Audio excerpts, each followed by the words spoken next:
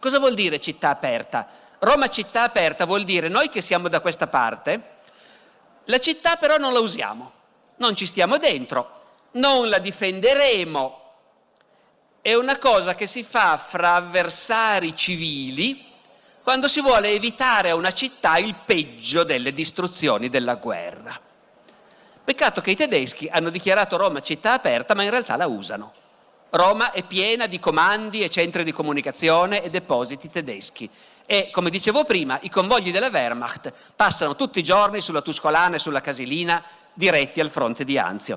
Perciò il comando anglo-americano chiede ai partigiani, chiede alla giunta militare del CLN attacchi contro i tedeschi in Roma. In Italia c'è una vecchia polemica che io mi ricordo fin da quando ero ragazzino, ma in fondo la resistenza non ha cambiato niente dal punto di vista militare.